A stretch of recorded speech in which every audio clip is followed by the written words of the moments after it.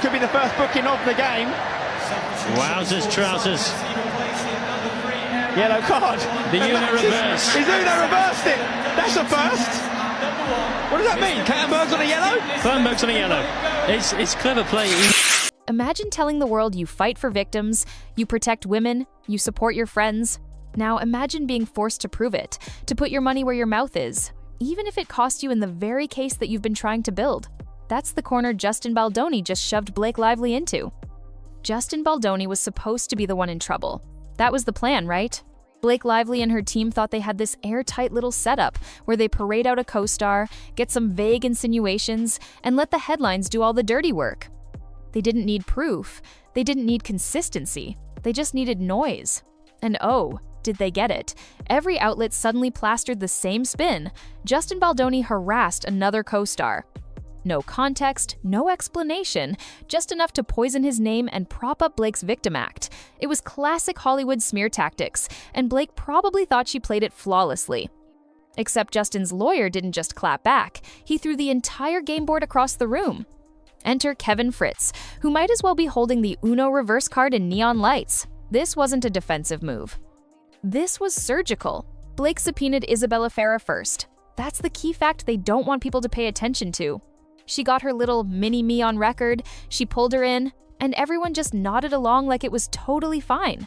But when Justin's side asked for the same courtesy, suddenly it's harassment, suddenly it's trauma. Suddenly Isabela Ferrer can't even be located like she's some fugitive from a Netflix thriller.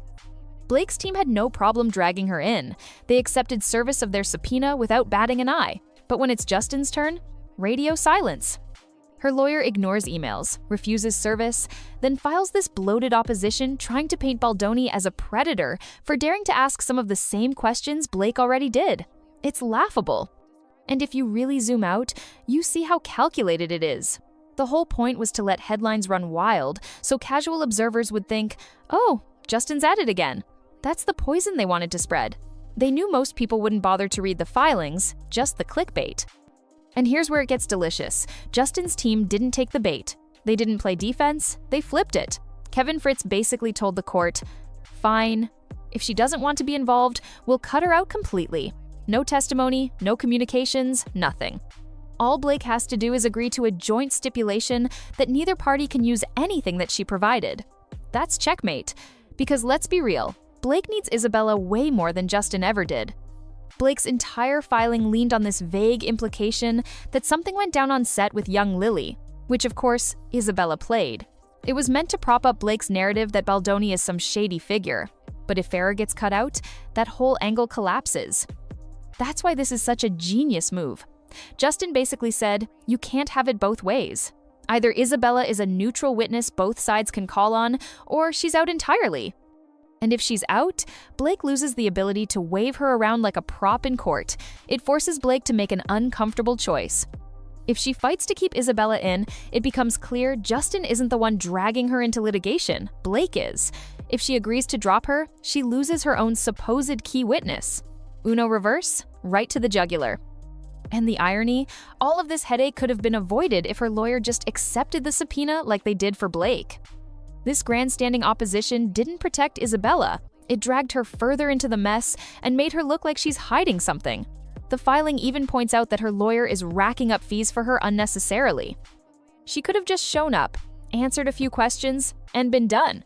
Instead, she's now the centerpiece of a legal chess match she clearly doesn't want to be part of. Let's also talk about the media spin here because it's important. The moment her name got tied to Justin, the narrative machine kicked into overdrive. Suddenly, you had Justin harassed another co-star, headlines everywhere. Never mind that Blake was the one who subpoenaed her first. Never mind that Justin's request was normal legal procedure. No, they had to make it sound like he was stalking her in dark alleys with subpoenas falling out of his coat pocket. That's the power of Blake's PR machine. They know most people won't bother to fact-check. They just need the stink of scandal to stick. But what Blake didn't account for was the receipts. Justin's team pulled out Ferrer's own words from the set, her texts and comments praising him, calling it a safe space, saying how comfortable she felt. Those are her words, not his. So if that was a lie, then why did she say it? If it wasn't a lie, then why is she now letting her lawyer paint him as some monster? Either way, it doesn't look good for her, and the longer she avoids testifying, the more it looks like she's just another pawn in Blake's legal circus. And let's not ignore the bigger hypocrisy here. Blake has subpoenaed over 100 people, including small content creators, in what most observers would call an intimidation campaign. That's real harassment. That's the definition of using legal power to silence people, but when Justin subpoenas one co-star who actually has direct relevance to the film, that's suddenly abuse? The math isn't mathing. You can't cry foul on subpoenas when you're out here blanketing the internet with them like confetti. She continually goes after the easy targets and then cries harassment when Justin plays by the same rules. It's cowardly, and people are starting to notice. At the end of the day, this filing didn't just neutralize Ferrer. It exposed Blake's game. She's not fighting for truth, she's fighting for optics. She needs the headlines, the perception, the narrative that keeps her the victim and Justin the villain. But with this move, Justin put the spotlight back where it belongs. If Isabela really doesn't want to be involved, then fine, let's cut her out. But Blake doesn't get to cherry-pick when her testimony matters. Either she's in for everyone or she's out for everyone. That's the trap Blake walked herself into. And maybe the best part of this whole thing is watching the outrage cycle collapse in real time. All those headlines about Justin harassing another co-star, they suddenly don't hit the same once you realize it was Blake who pulled her in first. It's projection. It's Darvo. It's Blake trying to paint herself as the noble truth teller while running the exact same playbook she accuses Justin of, and Kevin Fritz called it out in the most professional, devastating way possible. Now the question is, what will the judge do? On paper, this should be an easy call. The law doesn't allow one party to have exclusive rights to a witness. Either she testifies for both sides, or neither side gets her. But with how messy this case has been, no one's betting on common sense winning the day.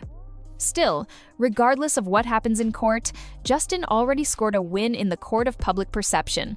He showed that the harassment narrative doesn't hold up. He showed that Blake is playing both sides. And he reminded everyone that the real harassment isn't a single subpoena, it's the 100+ Blake has been firing off like missiles. So yeah, Blake thought she had the perfect play, but instead she just handed Justin the win.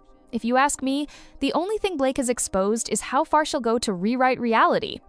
And before the stands start crying, no, I'm not bought and paid for by Justin Baldoni or Wayfarer. I just don't need a check to call out Blake Lively's circus for what it is. Hit subscribe before she subpoenas common sense too.